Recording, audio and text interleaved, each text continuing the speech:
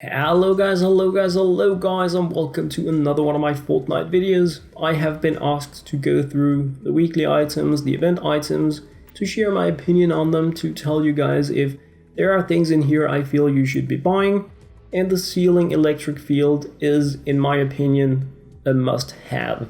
It is probably my most used trap, even though it isn't the strongest one, so it is something I recommend you guys get if you don't have it already. The Centurion Wildcat is a soldier that we have on the left side of the store in the event shop, meaning that she's not going to be going away for quite some time. She's focused on Warcry, meaning that she is not my go-to type of hero. I am, however, going to be buying her. She has the waste not, want not, support squad bonus, meaning that you can increase ammo capacity of weapons used by another hero when you have her slotted in. The Ranger is actually the thing you guys have been asking me the most about. It is a pretty cool weapon that I don't have a schematic for, so I'm buying both of them. It is important to note about this here that it is a semi-automatic weapon and it fires 2 bullets at the same time. It says long range, all good stuff, but it has increased headshot damage, meaning that if you use this here, you want to be aiming for the face. And it is important to note that the damage you see here is on a per bullet basis.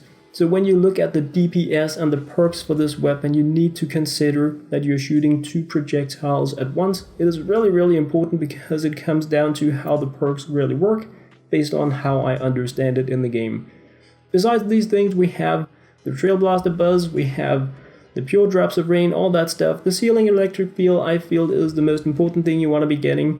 Besides that, I always buy the evolution resources, I buy the armory tokens, I buy the flux so that I can, when I get bad RNG in the llamas, get that stuff anyway, up to a legendary tier. The ceiling electric field I got had these rolls on it. Nothing crazy, but definitely decent, probably better than what I have, so I'm gonna be looking into that at some point. But the Ranger, much more interesting for me to look into here. This one here, even though it has crit chance and damage, is what I consider horrible rolls, because look at this stuff here. Energy damage with affliction.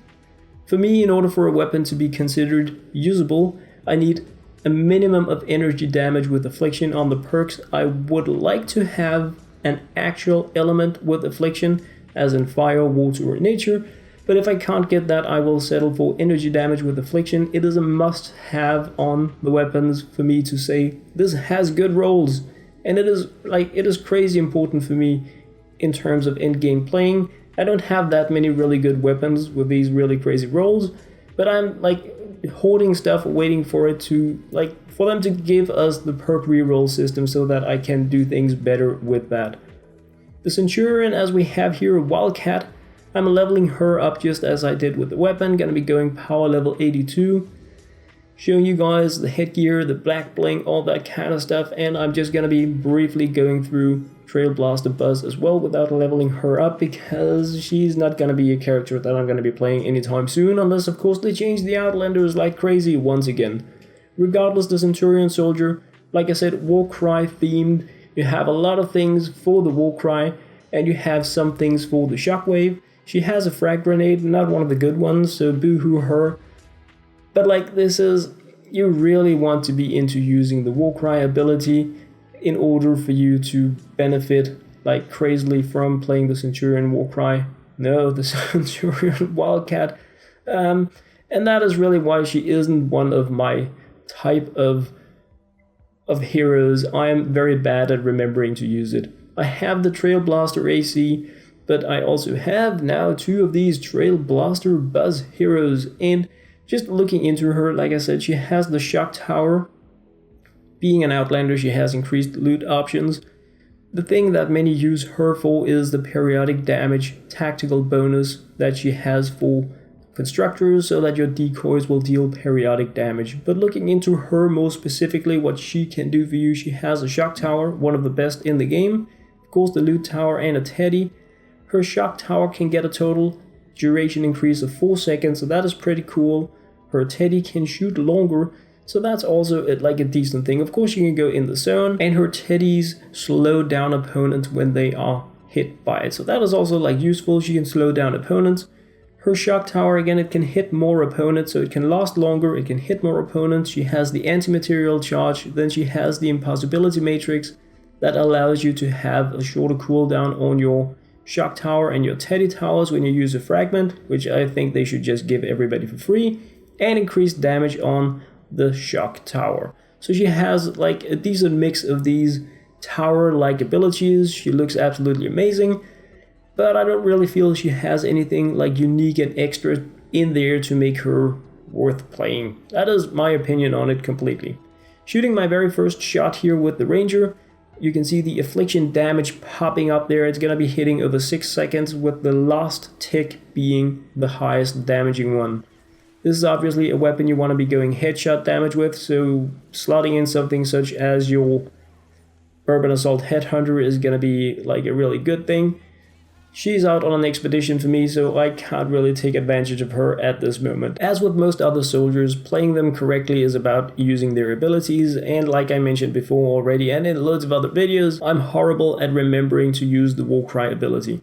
Mainly when I play a soldier that has Warcry and I remember to use it, it is because their ability is on some hotkey where I normally would use another ability, and yeah, that kind of makes me fail like completely crazy so many times. With that said, on paper and from the players that enjoy this type of gameplay, she is an amazing soldier. She has good maneuverability, she has speed, she has the power boost that you will want in tight situations by using your Warcry. It's just not really my kind of thing. She has pretty horrible grenades, but like she has the default package and it's better than nothing, of course it is.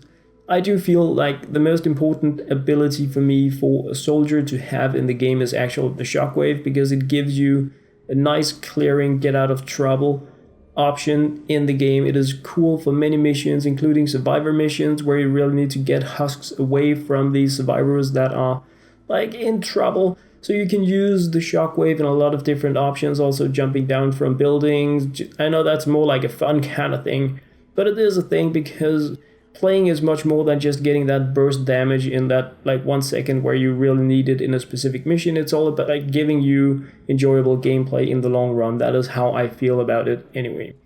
What I'm just showing you throughout this video here is a lot of different types of damage that you're gonna be like, you can use to compare how the Ranger works with the perks that I have on it in this mission here, all like super dependent on the actual situation, of course, I know that, but trying to share some different shots with you guys so you can see what amount of damage am I doing.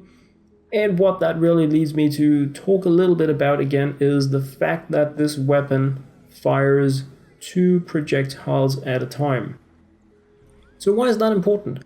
Why is the idiot talking about 2 projectiles all the time? Well, if you have a weapon that fires 1 projectile and you have affliction damage, as in damage over time, when you hit something with that 1 projectile, you are going to deal affliction damage based on that damage. If you shoot it 2 times, only the last hitting shot is going to be counting for the affliction damage.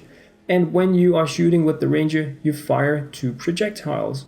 So if you compare like the DPS of the weapon to another weapon, it may seem high because you are dealing 2 projectiles damage each time you shoot, but this does not apply to the affliction damage you deal, because it is only one of the shots hitting that actually deal the affliction damage. So this can be really, really important depending on like how much you want to be min-maxing your gameplay. Affliction damage is not a stacking thing. If you shoot a husk 10 times in the head, it's not going to be having 10 times as much affliction damage. It is always the last shot that you hit something with that goes in there and like takes over the affliction damage stack. So that is for me pretty important. Another thing that is important in regards to the Ranger weapon and the fact that it shoots 2 projectiles is when you look at things such as your crit chance, your crit damage, but of course it comes down to a lot of things as well, your max size and all that. But if you just look at some of the damage shots that I'm getting here, I hope you are going to be able to see that we have these larger popping up critical hit damage things every once in a while, even though I'm not that good at it, but it happens. Oh yes, it does. And when you have 2 shots fired at the same time, you obviously have twice the chance of critting with every shot that you're dealing. But again, it is important to note that if you hit something and one of the projectiles land a critical hit, it doesn't mean that you're doing double damage for that shot. You're only dealing double or whatever critical multiplier damage you have for that projectile. So it makes it really, really hard, like a lot more geeky, to look into the damage from this weapon here, because what is the effect, for instance, of landing a critical hit with the first projectile, gaining also more affliction damage, but then hitting it again with the second projectile without critting, overriding your affliction stack to deal less damage? I mean, that is just as the opposite could be the fact. It is something that can actually happen, making this weapon a little bit interesting to look into in terms of everything related to critical chances and critical hit damages and affliction, because it has this overriding option that you really need to consider if you want to be like all super geeky weapon pants. And I'm not that super geeky weapon pants, but I am a little, so it is something that I want to consider. But I have to say that when I saw that this weapon had energy damage with affliction on it, it was good enough for me. If I had seen the weapon with just like pure damage rolls or crit rolls, I probably wouldn't have leveled it up. I would just have been talking about it. But now that I saw that it had energy damage with affliction, I know it's a pretty interesting weapon because I have been looking into the schematic, I have been reading about it, I just haven't really tried out my own schematic of it like before this video here. So when I saw that, I was like, alright, this is a pretty interesting weapon. I will be able to get the rolls better at some point when we get the perk reroll system. So it was worth it for me to more than just talk about the weapon. I wanted to start leveling it up, also making a weapon that I can drop for others when I'm playing with it. I have my assault rifle here as well that I am testing out. I've been testing it out for 2 days now, so I just wanted to include that in my gamings with the Centurion here so that I have like a bit wider spread of input damage from it. So because I want to be making some reviews of the new weapons as well. Like, these are pretty unique-ish weapons that we're getting for this event. We have them for a very long time.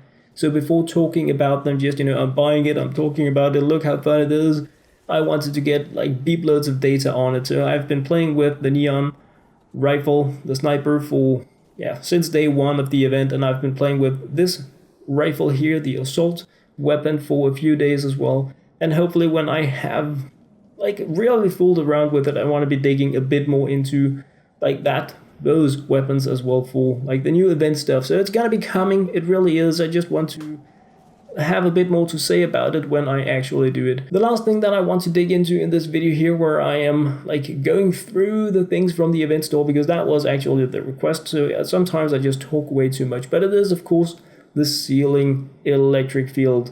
The thing that you need to consider about this is that it hits 3 tiles, meaning that if you have it in the middle, it will damage everything 1 tile in all directions, and that is pretty efficient. So this is an area of effect damage, and I'm just taking these 3 husky husks down here, one being a fire element husky husk, to give you guys an idea about how it works. It is going to be damaging every one of these. It does have cooldown, reload speed is a thing for traps. It is not something I want to be geeking too much about. This is a trap you've probably seen in every single video I make about bases, because I like having it for crowd control, but it is not as such a high damage trap. Again, it comes down to what rolls do you have on it, and mine are not that good, but this is something that I like using with my super kill roof, go crazy, lazy pants designs, because they are fairly easy for me to craft and they damage everything. So if something is within the area and I have multiple of these on the ceiling and the roof, everything is going to be taking damage, but it's not high impact damage. It doesn't guarantee that, for instance, your exploders are going to die right away. It is more efficient if you have something like the gas ceiling track that gives them a few affliction ticks to make sure that they die over 3 tiles, but it is a nice and cheap cheap way to like manage loads of husks also in Survive the Storm. That was what I had to share in this video, guys. I hope you enjoyed. Please put your thoughts, comments down there, especially in relation to the assault rifle, the projectiles, the perks. If I am wrong about any of this stuff here, or if I have something new I can learn about it, I would absolutely love to do that. I know some of you guys out there are much more experts on things than I am, so I'm just sharing my newbish thoughts about it, and yeah, based on the things I have and I have tried in the game. But now, guys, and as always, thank you very much